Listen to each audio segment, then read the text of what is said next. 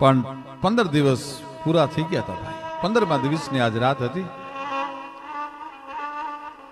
સવારના પોરની માલપા 16મા દિવસે આયરાણીએ હોનબાઈએ મેપા મહબની દીકરીએ લાખણસિંહ બાપુને મળવા બોલાવ્યા. બાપુ, આયર કહેતા ગયા છે હું તમને જવા નહીં દઉં, તમારે રોકાવાનું છે. પણ ત્યાં તો લાખણસિંહભાઈની આંખમાંથી જળજળી આવી ગયા. ભાઈ બાપુ, કોચવામાં એવું શું છે? કેમ રોવો છો બાપુ? જે હોય તમે વાત ન કરો તો તમને તમારી આ દીકરી હોનબાઈના સોગન છે, તમને વરઘોડિયાના સોગન છે. અને આખી વાત માંડીને કરી બ્રાહ્મણની 2000 કોરીની. આયરાણીએ પટારો ઉઘાડી 18 વર્ષની આયરની દીકરી જજો સમજણ કોનું નામ કહેવાય. વય નાની અને અકલ વધુ ઉજળા એના આચાર દેજે એવું દાતાર અમને કોઈ હથિરું માણસ સાંભળા વાણીમાં વારાણસી જેના કંઠમાં કોયલડી રૂપ રંભા ગુણ ગૌરીના અને જેની અમિયલ આંખલડી પત્નેમ મનોરમામ દેહી મનોવ્રતાનુસારિણીમ દારિણીમ દુર્ગ સંસાર સાગર શુક્લોદ્ભવામ એવી ભગવતી હતી. પટારો ઉઘાડી અને હજાર કોરીની 2 થેલીઓ બહાર કાઢી. લ્યો લાખણસિંહ બાપુ, આ મુરલીધર મહારાજની પ્રસાદી સમજીને ગોર મહારાજને આપજો, 2 દીકરીઓના પીળા હાથ કરાવી દેજો. અને આ 1000 કોરી છે એ 500 મારા તરફથી 500 મારા પતિ આયર જેહા હેણલ તરફથી. આયર કદાચ પાલિતાણાથી આવીને મને ઠપકો દે તો મારા બાપના ઘરેથી 3000 કોરી લાવીને આપીશ. પણ બાપુ હવે મોડું કરો માં, જલ્દી તમે લાંપાળિયા પૂગો. ટૂંકમાં વાત કરું,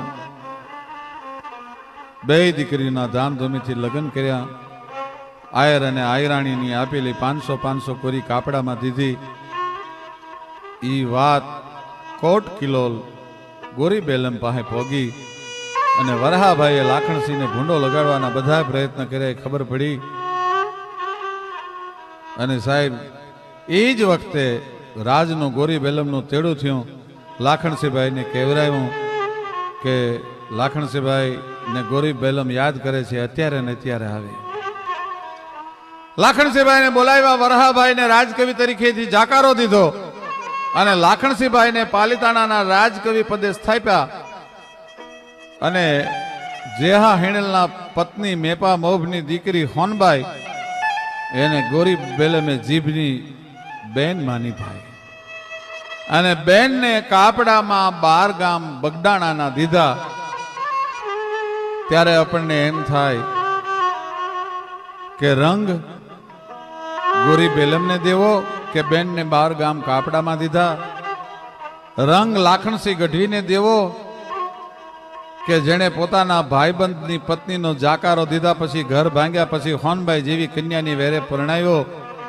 કે રંગ હોનબાઈને દેવો કે આજ એનો ધણી ઘરે નથી અને 2000 કોરી નહીં 3000 કોરી લાખણસિંહ ગઢવીના હાથમાં આઈની દીકરી આપી દે? જગદંબા નું જે વિરાટ તત્વ છે, સૌરાષ્ટ્ર ગુજરાત કચ્છ કાઠિયાવાડમાં નવરાત્રિમાં ભગવતીનું આરાધન થાય. એમાં આવડ જે છે એ ભગવતી રોયશાળા નામનું ગામ છે, બરવાળા તાલુકાનું. ત્યાં માતાજીનો જન્મ લઈને આ ભગવતી આવડ પૂજાય છે. આ પીઠળ ઈ જામનગર પાસેનું પીઠળ ગામ અને ગીરમાં પાટરામા ગામ ત્યાં પૂજાય છે.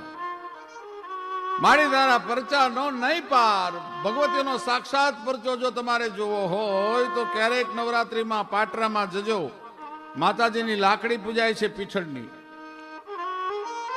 એમાં પીઠળની લાકડીમાં તમે જે ત્રાંબાનો વાયર કે ત્રાંબાનો તાર છે એનો ચાપડો, એની જો તમે માનતા રાખો, માની આખી લાકડી ચાપડાથી ભરેલી હોય ને તમે એમ કહો કે માતાજી મારું આ કામ થઈ જશે તો હું 10 ચાપડા ચડાવીશ, એ તમે જાઓ એટલે 10 ચાપડાની જગ્યા ખાલી થઈ ગયેલી હોય. આજે પણ એમ નામ દુનિયા નથી માનતી. એ પીઠળ ત્યાં પૂજાય છે.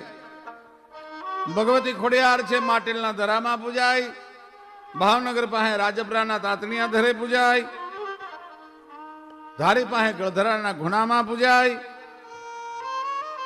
જાનબાઈ છે દેરડીમાં પૂજાય, નાગબાઈ છે મોણિયા અને દાત્રાણામાં પૂજાય, અને આઈ સોનબાઈ છે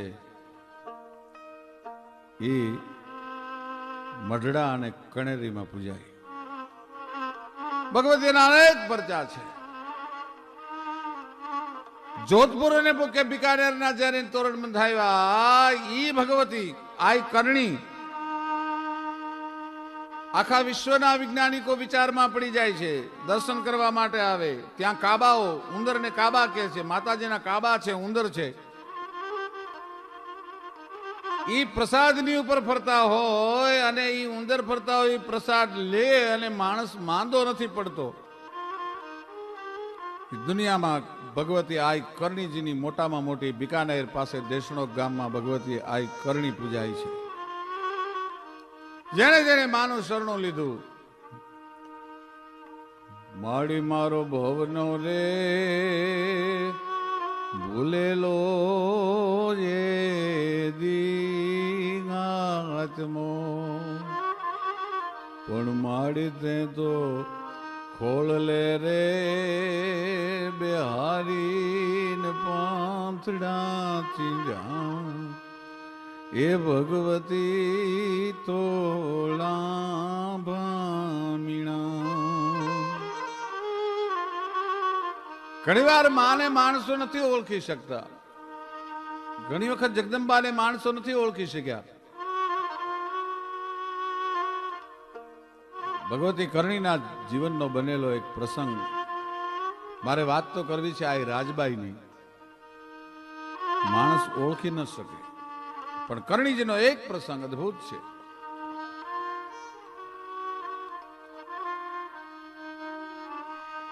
ભાટી રાજા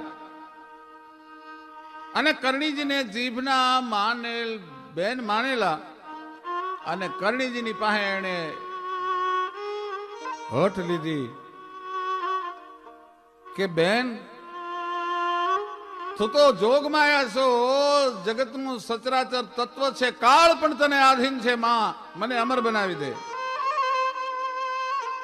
અરે મારા બાપ, અમર હું નથી, હું તને કેવી રીતે અમર બનાવું? નહીં માં, તું મને અમર બનાવી દે. અને હઠ બહુ લીધી એટલે કરણીજીએ કીધું બાપા, માણસના ખોળિયા આવે અને એકવાર જાવું પડે, હું તને અમર ન બનાવી શકું. પણ ભાટી રાજા ની બહુ જયારે આગ્રહ જોયો એટલે માએ કીધું તો સાંભળી લે બાપ, 4 વસ્તુ જ્યાં સુધી ભેળી તારા જીવનમાં નહીં થાય ત્યાં સુધી તને કાળ પણ કાંઈ નહીં કરી શકે. અરે માં, કઈ વસ્તુ? બોલો બોલો. કે એક તો અમાસની રાત, બીજું કાળા મેંઢાનું માંસ, ત્રીજી આંખની છાયા, અને ચોથી ખીપના વાણનો બનાવેલો ખાટલો. આ 4 વસ્તુ તારા જીવતરમાં ભેળી નહીં થાય ત્યાં સુધી જા, તું મરીશ નહીં કોઈ દિવસ. આ તો રાજા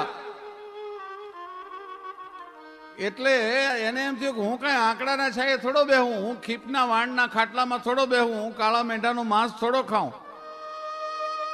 પણ સરિતા તણા જળને બહુ દોડ્યા પછી દરિયો મળ્યો, યત્નો કર્યા જીવવા તણા અંતે મરણ આવી મળ્યું.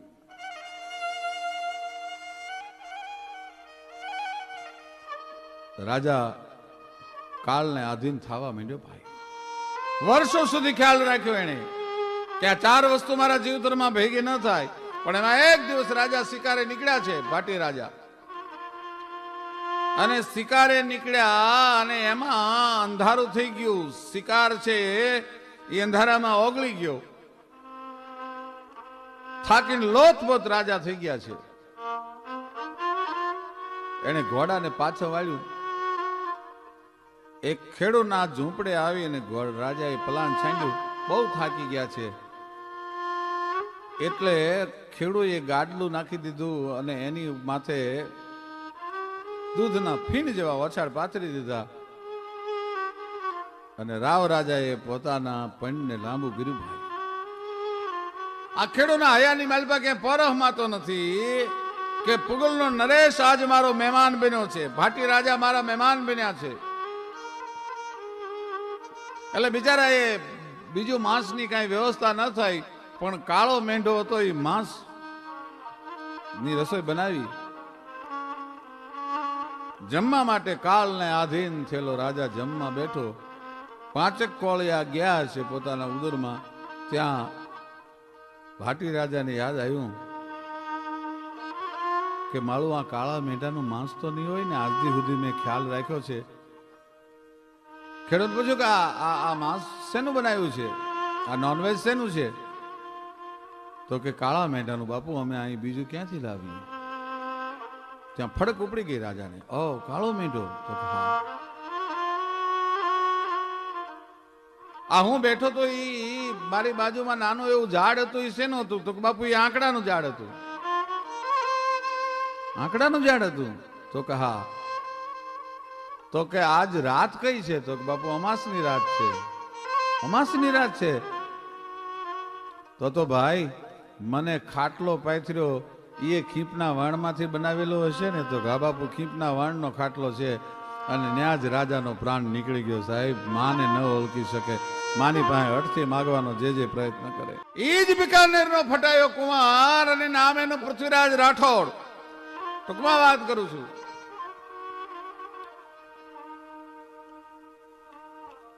પોતાના પત્ની લૈલા દે અને અકબરની કચેરીના સમર્થ કોઈ બિકાનેરના ફટાયા કોણ? પૃથ્વીરાજજી.